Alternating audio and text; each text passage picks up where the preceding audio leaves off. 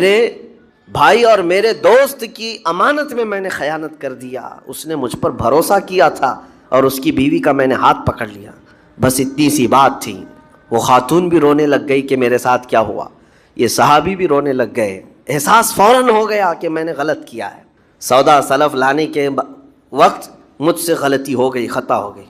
اب اس خطا کی وجہ سے وہ کرتے کیا، ان کو تو ڈر یہ تھا کہ میں اپنے دوست کو منہ دکھانے کے بھی قابل نہیں، اور نہ ہی میں یہ چیز کسی کے سامنے ذکر کر سکتا ہوں، کیا کروں؟ تو مدینہ چھوڑ کر کے چلے گئے پہاڑیوں میں، اور بغیر کھانا پانی سب کچھ بھی نہیں تھا، پہاڑیوں کے بیچوں بیچ رہنے لگے، اور صرف روتے تھے اور گر جاتے تھے، اور کمزوری آ گئی جسم میں، اٹھنے پھرنے کی بھی طاقت نہیں تھی۔ اب وہ دوست ان کے صحابی تجارت سے واپس آئے، گھر میں آتے ہی ان کی خاتون نے بتا دیا کیا معاملہ پیش آیا۔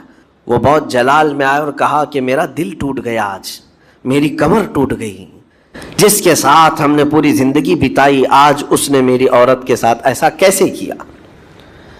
بہرحال انسان ہے، خطا ہوتی ہے، انسان ہے، بھولنا اور خطا کرنا اس کی عادت ہے۔ اب ان کو دل میں تو بہت تکلیف ہوئی، کروں کیا؟ لیکن وہ صحابی تھے، انہوں نے کہا یہ معاملہ سیدھے حضور پاک کی بارگاہ میں رکھتا ہوں، کہا کہ میں سزا دوں گا یا پھر جو ہے ان کے لیے جو قرار واقعی چیز ہوگی وہ دلا کر رہوں گا۔ بارگاہ مصطفیٰ صلی اللہ تعالیٰ علیہ وسلم میں تشریف لائے، عرض کیا کہ آقا ایسا ایسا ہو گیا، میرے معتمد ساتھی نے میرے گھر میں ایسا معاملہ کر دیا۔ نبی پاک صلی اللہ تعالیٰ علیہ وسلم غمگین ہو گئے کہ ان دونوں کے درمیان ایسا کیسے ہو گیا۔ پھر تھوڑی دیر کے بعد رحمت عالم صلی اللہ علیہ وسلم جو غیب داں نبی ہیں، ہر چیز کو جانتے بلکہ اپنے امتیوں کے احوال سے باخبر رسول ہیں، نبی پاک صلی اللہ تعالیٰ علیہ وسلم اپنے اس غریب صحابی کے حالات معلوم کیے، پتہ چلا کہ وہ تو گھر بھی چھوڑ دیا، مدینے بھی چھوڑ دیا، پہاڑیوں میں جا کر کے پناہ لے کر کے اکیلا تنہا رہ رہا ہے۔ اللہ کے نبی صلی اللہ تعالیٰ علیہ وسلم اپنے اس غریب امتی صحابی کے حالات معلوم کرنے کے بعد اللہ کریم کی بارگاہ میں عرض کرتے ہیں کہ مولا تو فیصلہ سنا دے۔ اللہ تعالیٰ نے آیت نازل فرمائی، جو آیت میں نے آج آپ کے سامنے تلاوت کیا۔ اللہ تعالیٰ فرماتا ہے والذین اذا فعلوا فاحشۃ او ظلموا انفسهم، جن لوگوں نے گناہ کر لیا یا اپنی جان پر ظلم کیا ہے، پھر ذکروا اللہ فاستغفروا لذنوبہم، اللہ کو پھر جلدی یاد کر لیا اور توبہ کر لیا۔ رب تعالیٰ فرماتا وَمَن يَغْفِرُ الذُّنُوبَ إِلَّا اللَّهُ، محبوب بتاؤ اللہ کے سوا کون ہے گناہوں کی بخشش کرنے والا؟ اللہ تعالیٰ ان کے گناہوں کو معاف کر دیتا ہے جو فوراً اپنے گناہ کے بعد یاد کر لیتے ہیں کہ مجھ سے خطا ہوئی ہے۔ رسول کریم صلی اللہ تعالیٰ علیہ وسلم نے اس صحابی کو بتایا تیرے بھائی سے بھول ہوئی، خطا ہوئی، لیکن رحمان نے اس کی بخشش کا مصداق قرآن میں سنا دیا کہ وہ باز آ گیا اور توبہ کر رہا ہے، لہٰذا تیرے لیے بھی یہ زیب نہیں دیتا کہ تو اب کوئی انتقام لے، تو اپنے دل سے معاف کر۔ یہ صحابی تھے، اللہ کے نبی صلی اللہ علیہ وسلم کے پروردہ تھے، نفسانیت اور خواہشات کے نہیں۔ یہ فوراً گئے اور اپنے اس جگری دوست کو، اپنے اس بھائی کو ڈھونڈتے ہوئے پہاڑیوں کے بیچوں بیچ جا کر کے دیکھا، ان کی حالت بہت خستہ تھی، کمزور ہو گئے تھے، اور روتے روتے اتنا تھک گئے تھے، نہ کھانا ہے نہ پانی ہے، بس یہ کہ ان سے خطا کیا ہوئی تھی، اپنے دوست کی عورت کا ہاتھ پکڑ لیا تھا، بس میرے عزیزو اس سے بڑا نہیں۔ ہاتھ پکڑنے پر ان کو اس قدر احساس تھا کہ مدینہ چھوڑ دیے، لوگ یہاں پورے کے پورے گناہ میں ڈوب جاتے ہیں، زنا میں ڈوبتے ہیں، انہیں احساس تک نہیں۔ یہ صحابی گئے، اور جیسے ہی یہ گئے تو وہ ہوش میں آئے اور رونے لگے کہ میرا بھائی آ گیا اور اب شاید یہ انتقام لے گا، بدلہ لے گا، مجھے مار ڈالے گا، کیونکہ میں نے اس کا اعتماد توڑا، اس کا بھروسہ ختم کیا۔ لیکن یہ صحابی گئے اور ان کا ہاتھ پکڑا اور اپنے سینے سے لگایا، کہا کہ تو بھی ابن آدم ہے، میں بھی ابن آدم ہوں، انسان ہے، خطا ہو گئی، لیکن بشارت ہے تجھے کہ اللہ نے قرآن میں محبوب کی بارگاہ میں آیت اتاری، تیری بخشش کا پروانہ اتار دیا۔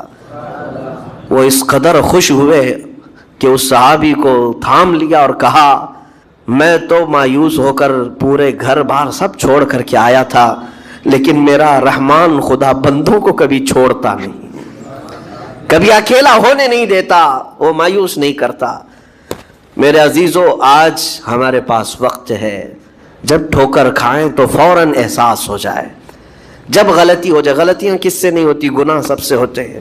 اور اسی لیے میرے آقا صلی اللہ علیہ وسلم ارشاد فرماتے ان بنی آدم خطاؤون وخیر الخطائین التوابون. آدم کی ساری اولاد خطا کرتی ہے، یعنی آدمی سب خطا کرتے ہیں، لیکن بہترین خطا کرنے والا وہ ہے جو خطا کرتے ہی توبہ کر لیتا ہے. توبہ کر لیتا ہے. کوئی رات تمہاری ایسی نہ ہو کہ بغیر توبہ کے سو جاؤ. کوئی صبح ایسی نہ ہو آپ کی جو اللہ تعالیٰ کی بارگاہ میں استغفار کر کے نہ شروع کرو. ہر دن توبہ کرو، ہر دن اللہ کریم کی بارگاہ میں استغفار کرو. اور قرآن کی ایک آیت میں آپ کو یہ بھی بتا دوں، 9ویں پارے سورہ انفال کی آیت ہے. اللہ تعالیٰ فرماتا ہے وَمَا كَانَ اللَّهُ لِيُعَذِّبَهُمْ وَأَنْتَ فِيهِمْ وَمَا كَانَ اللَّهُ مُعَذِّبَهُمْ وَهُمْ يَسْتَغْفِرُونَ. اللہ فرماتا ہے اس امت پر اللہ عذاب ویسا نازل نہیں کرے گا جیسے پہلی امتوں پر آتا تھا. اس کی وجہ یہ ہے، پہلی وجہ یہ ہے کہ ان کے بیچ میں میرا محبوب آرام کر رہا ہے، رسول پاک صلی اللہ علیہ وسلم. دوسری ایک وجہ رب تعالیٰ فرماتا ہے وَمَا كَانَ اللَّهُ مُعَذِّبَهُمْ وَهُمْ يَسْتَغْفِرُونَ. جب تک لوگ اللہ کی بارگاہ میں استغفار کرتے رہیں گے، اللہ فرماتا ہے اس قوم پر اللہ عذاب نہیں نازل کرتا. جب بندے چھوڑ دیتے ہیں، ارے جو کیا سب صحیح کر رہا ہوں، میرا کیا ہے، توبہ کرنا بھول گیا، استغفار کرنا بھول گیا، ان بندوں پر اللہ کا عذاب آتا ہے، اس قوم پر عذاب آتا ہے. اسی لیے میں کہتا ہوں میرے عزیزو، خطائیں سب سے ہیں. ہمارے دامن کے اندر کیا کیا ہے وہ ہمیں معلوم ہے، ہمارے پروردگار کو. بہت سارے راز ایسے ہیں جو اس نے چھپا رکھا ہے، بندوں کے اوپر پردہ ڈال رکھا ہے. اتنی باتیں کہ اگر وہ پردہ اٹھا دے تو لوگ رشتہ داروں کے سامنے بیٹھنے کے بھی قابل نہیں رہیں. ماں باپ دیکھ کر گھبرا جائیں گے اور اپنے گھر سے دور کر دیں. یا اگر باپ کی غلطیاں بیٹے کو پتہ چل جائے تو زندگی بھر اس کو باپ نہیں تسلیم کرے گا، وہ باپ نہیں مانے گا کہ اس کی اتنی بڑی بڑی خطائیں.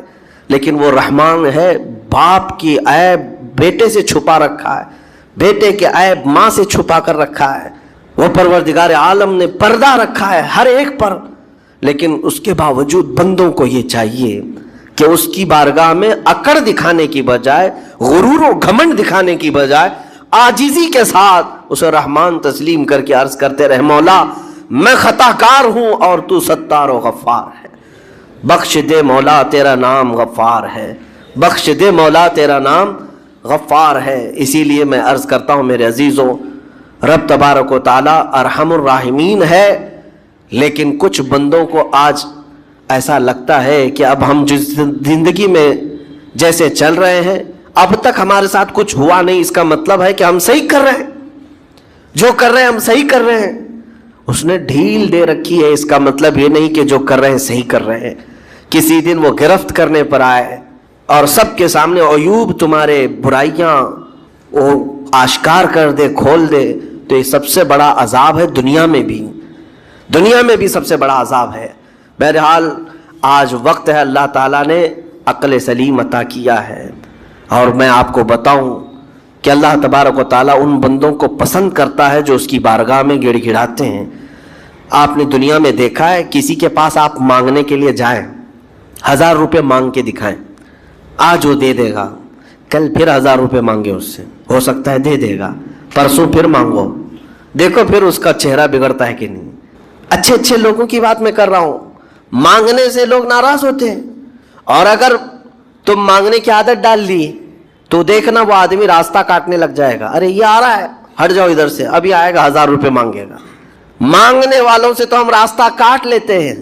لیکن آپ کو پتا ہے رحمت عالم صلی اللہ علیہ وسلم ارشاد فرماتے ہیں میرا مولا رب تعالیٰ کی شان یہ ہے کہ بندہ اگر مسجد میں آیا اور کچھ مانگے بغیر ہی چلا گیا تب رب تعالیٰ ناراض ہوتا ہے. دنیا مانگنے پہ ناراض ہوتی ہے اور وہ نہ مانگنے پہ ناراض ہوتا ہے. اور ارشاد فرماتا ہے یہ بندہ آج مجھ سے کچھ نہیں مانگا، دیکھو فرشتوں اس کو میری حاجت نہیں رہ گئی، اس کو میری حاجت نہیں رہ گئی، یہ بغیر مانگے چلا گیا. سب جگہ سے مایوس گیا ابلیس لعین. آج بھی وہاں 3 پتھروں کو جو حاجی کنکریاں مارتے ہیں وہ انہی بزرگوں کی نشانی ہے، انہی 3 بزرگوں کی نشانی ہے. اب جب لٹایا حضرت ابراہیم علیہ السلام نے تو کس طریقے سے اسماعیل علیہ السلام خود عرض کرتے ہیں کہ ابا جان اپنی آنکھوں پر پٹی ڈال لیجیے آپ، کہ مجھے کاٹتے ہوئے دیکھ کر، خون دیکھ کر باپ کی محبت غالب نہ آ جائے اور کہیں آپ اللہ کے حکم کے خلاف نہ ہو جائے، آپ چھری روک لیں، آپ آنکھوں پہ پٹی ڈالیں اور میرے ہاتھ پیر کو رسی سے باندھ دیں کہ میں تڑپتا نہ دیکھیں آپ۔ ایسے ہی ہوا، حضرت ابراہیم علیہ السلام نے پٹی ڈال لی آنکھ پر اور ان کے ہاتھ پیر باندھ دیے گئے۔ یہ ذبح کرنے کا وقت ہے۔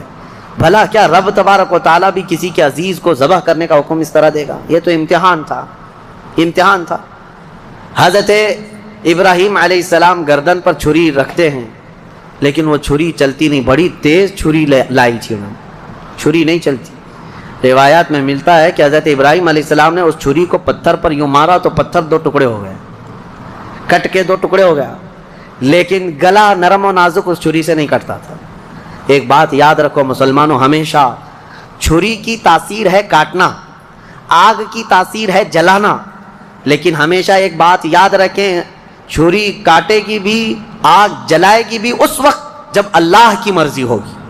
ہمارا عقیدہ یہ ہے، تقدیر، ہاں ان کی تاثیر ہے، یہ کام یہی کریں گے، لیکن اس کے ساتھ ہمارا عقیدہ یہ ہے اگر میرا مولا نہ چاہے تو پھر جتنی تیز چھری ہی کیوں نہ ہو نہ کاٹ سکے گی، جتنی تیز آگ ہی کیوں نہ ہو نہ جلا سکے گی، اور اگر مولا کی مرضی ہے تو پھر یہ چیزیں اپنا اثر دکھائیں گی، باقی ان کا اثر اللہ کی مرضی کے بغیر کچھ نہیں۔ چھری جیسی ہی گردن پر رکھی، اللہ کا حکم ہوا، جبرائیل جاؤ جنت سے ایک دمبا لے کر جاؤ، میرے ابراہیم کا امتحان ہو گیا اور کامیاب ہوئے، ان کے بیٹے اسماعیل کو ہٹاؤ اور دمبا رکھو۔ جبرائیل امین علیہ السلام سب سے تیز سفر کرتے ہوئے دنیا میں 3 بار آئے ہیں، سب سے تیز۔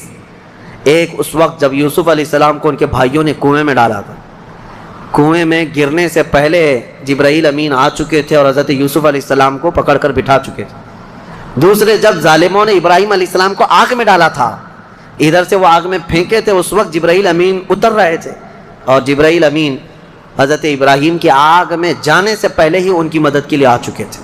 اور تیسرے یہ جب اسماعیل علیہ السلام کی گردن پر چھری رکھ چکے تھے، کون؟ ابراہیم علیہ السلام، اور چھری ہلانے سے پہلے جبرائیل امین آ کر کے ان کو اٹھا چکے تھے۔ وہ جبرائیل امین کی رفتار ہے جو میرے مصطفیٰ کے قدموں کا بوسہ دیا کرتے ہیں، یہ جبرائیل کی رفتار ہے جو رسول اللہ کے قدموں کا بوسہ دیتے ہیں۔ جو قدمہائے رسول کا بوسہ لے کر سدرہ کا مکی اتنا تیز رفتار ہے تو میرے مصطفیٰ کی رفتار کا عالم کیا ہے؟ میرے عزیزو، اس کے بعد جب یہ دمبا ذبح ہو گیا، ابراہیم علیہ السلام نے پٹی نکالی، دیکھا بیٹا سلامت ہے، بکرا ذبح ہو گیا ہے۔ قرآن میں اللہ فرماتا ہے وَنَادَيْنَاهُ أَن يَا إِبْرَاهِيمُ قَدْ صَدَّقْتَ الرُّؤْيَا إِنَّا كَذَلِكَ نَجْزِي الْمُحْسِنِينَ۔ ہم نے پکارا، اے ابراہیم تم نے ہمارے حکم کو سچ کر دکھایا اور ہم ایسے ہی اچھا کرنے والوں کو بدلہ دیتے ہیں۔ وَفَدَيْنَاهُ بِذِبْحٍ عَظِيمٍ، پھر ان کو لقب دیا گیا کہ وہ ذبح عظیم ہے۔ کیا ہے؟ ذبح عظیم۔ اب یہاں پر ایک مسئلہ ہے یہودیوں کا۔ یہودی جو ہے اتنے سالوں سے اسی گھن چکر میں ہیں، وہ یہ نہیں مانتے قربانی ہوئی ہے، قربانی ہوئی ہے یہ مانتے ہیں، ابراہیم علیہ السلام نے اپنے بیٹے کی قربانی کی ہے یہ مانتے ہیں، لیکن وہ اسماعیل علیہ السلام نہیں تھے، وہ اسحاق علیہ السلام تھے، کیونکہ ان کے باپ ہیں اسحاق علیہ السلام کی اولاد میں ہے نا یہ لوگ بنی اسرائیل، تو کہتے ہیں جو ذبح ہوئے تھے وہ اسحاق علیہ السلام تھے، اسماعیل علیہ السلام نہیں تھے۔ وہ اسی پٹی پڑھاتے ہوئے اتنے سال ان کے گزر گئے۔ میں ایک آیت پڑھتا ہوں جس سے پتہ چلے گا آپ کو کہ حضرت اسماعیل علیہ السلام حضرت ابراہیم کے بڑے بیٹے تھے، پہلے وہی تھے، اور جو پہلا بیٹا تھا اسی کی قربانی ہوئی ہے، یہ بات پکی ہے۔ جیسے کہ حضرت ابراہیم علیہ السلام کی یہ دعا قرآن میں، الحمدللہ الذی وہب لی علی الکبر اسماعیل و اسحاق، تمام تعریفیں اس اللہ کے لیے جس نے بڑھاپے میں مجھے اسماعیل دیا اور اسحاق دیا، یعنی حضرت سارہ سے پھر حضرت اسحاق بھی پیدا ہو گئے بعد میں، لیکن پہلے کون پیدا ہوئے؟ حضرت اسماعیل۔ اب دوسری بات یہ بھی ہے کہ حضرت سارہ کو بیٹا نہیں تھا، تبھی تو حضرت ہاجرہ سے نکاح ہوا اور بیٹا ہوا، اس کے بعد پھر حضرت ابراہیم مکہ چھوڑ کر کے آئے۔ یہ سارے معاملات کیوں ہوئے؟ اس لیے کہ حضرت سارہ سے کوئی اولاد نہیں تھی، ہاں بعد میں حضرت سارہ سے حضرت اسحاق علیہ السلام پیدا ہوئے۔ بہرحال یہ فیصلہ تو قیامت کے دن ہوگا، لیکن میرے آقا صلی اللہ تعالیٰ علیہ وسلم نے حدیث پاک میں ارشاد فرمایا، انا ابن الذبیحین، میں 2 ذبیحوں کا بیٹا ہوں، میں 2 ذبیحوں کا بیٹا ہوں۔ یہ کیا مطلب ہے اس حدیث کا؟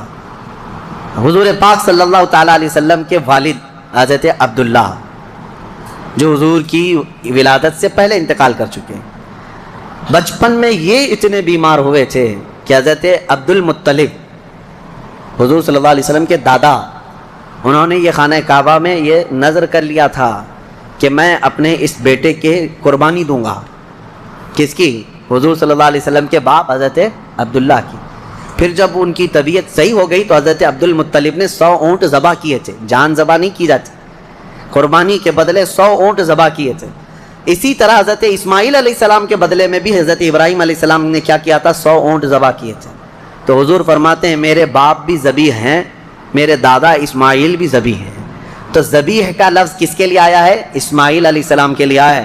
لہذا دنیا جو بھونکتی ہے بھونکنے دو، میرے مصطفیٰ نے فرمایا ذبح عظیم اسماعیل علیہ السلام ہی تھے، اسماعیل علیہ السلام ہی تھے۔ اللہ کریم ان واقعات سے ہمیں درس کی توفیق عطا فرمائے۔ وہاں پر حضرت اسماعیل علیہ السلام کی ان آداب کو دیکھ کر شاعر نے بہت اچھے انداز میں کہا ہے کہ یہ مکتب کی کرامت تھی کہ فیضان نبوت تھا، سکھائے کس نے اسماعیل کو آداب فرزندی۔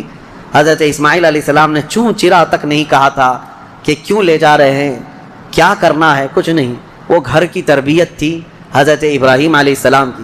اتنا ہی نہیں، یہ دونوں نبیوں کے ساتھ بڑی آزمائشیں ہوئی ہیں، بہت سارے امتحانات ہوئے ہیں، ان کو وطن چھوڑنا پڑا ہے، ان کو آگ میں ڈالا گیا ہے، ان کی اولاد کی قربانی بھی ہوئی ہے، اور اس کے علاوہ حضرت اسماعیل علیہ السلام کی جب شادی ہوئی تب بھی ایک بڑی آزمائش ہوئی ہے۔ وہ کسی اور موقع پر عرض کروں گا کہ شادی کر کے جس عورت کے ساتھ رہ رہے تھے حضرت اسماعیل علیہ السلام، وہ بھی ایک قربانی ہے۔ ابھی اس ٹاپک سے ریلیٹڈ نہیں ہے، انشاءاللہ العزیز پھر کبھی عرض کرتا ہوں، لیکن ان دونوں نبیوں کی زندگیاں بڑی قربانیوں سے گزری ہیں، بڑی قربانیوں سے، لیکن ہر چیز میں یہ ثابت قدم رہے۔ سورہ صاد آج ہم نے جو تلاوت کیا اس میں مختصر سی بات رہ جائے گی، ورنہ تفسیر میں کیونکہ بہت ہی مشہور و معروف واقعہ حضرت سیدنا ایوب علیہ السلام کا اس میں بیان کیا گیا ہے۔ حضرت ایوب علیہ السلام کا نام بہت سارے لوگ اس طرح لیتے ہیں، حضرت صبر ایوب، کیونکہ صبر کا لفظ جو ہے حضرت ایوب علیہ السلام کے ساتھ ایسا جڑا ہوا ہے کہ سب سے زیادہ صبر کرنے والوں میں ان کا نام آتا ہے، لیکن میرے مصطفیٰ کریم صلی اللہ علیہ وسلم سے زیادہ نہیں، یعنی ہر از اخلاق میں میرے آقا صلی اللہ تعالیٰ علیہ وسلم کی برتری ثابت ہے۔ حضرت ایوب علیہ السلام کی آزمائش ہوئی تھی، ان کی بیویاں بھی بہت تھیں، بچے بھی بہت تھے، مال بھی بہت تھا، وہ ہمیشہ عبادت میں رہتے تھے۔ اللہ تعالیٰ نے ایک بار آندھیوں کے ذریعے سے ان کے باغیچے ختم فرما دیے، ان کے جانور ختم ہو گئے، ان کی بیویاں ایک کے بعد دیگر مر گئیں، انتقال کیں، اور ان کی اولاد بھی دھیرے دھیرے سب انتقال کر گئے، اور اس کے بعد وہ خود بیمار ہوئے، اتنے بیمار کہ ان کے جسم کے گوشت کے حصے کٹ کٹ کے گرتے تھے، بستر پر سو جائیں تو چمڑی بستر پر لگ جاتی تھی۔ اور اس کے بعد ایک بیوی ان کی بی بی رحمت، حضرت جمیلہ بھی ان کو کہا گیا بی بی رحمت، ان کے علاوہ کوئی ساتھ میں نہ تھا۔ وہ وقت بھی آیا جب ان کی زبان بھی کٹ گئی تھی جس سے وہ ذکر کرتے تھے، زبان کٹ گئی حضرت ایوب علیہ السلام کی۔ تب انہوں نے ایک عرض کیا تھا اللہ کی بارگاہ میں، ربی انی مسنی الضر وانت ارحم الراحمین، یہ ایوب علیہ السلام کی دعا ہے، اے اللہ مجھے تکلیف پہنچی ہے لیکن تو ارحم الراحمین ہے۔ اللہ فرماتا ہے اس کے بعد ہوا کیا سنو، ایک اور چیز ہوئی تھی، حضرت بی بی رحمت بازار گئی تھی، علاج ڈھونڈتے ہی رہتی تھی روزانہ، وہ بڑی وفادار خاتون تھی، وفا شعار اپنے شوہر کی۔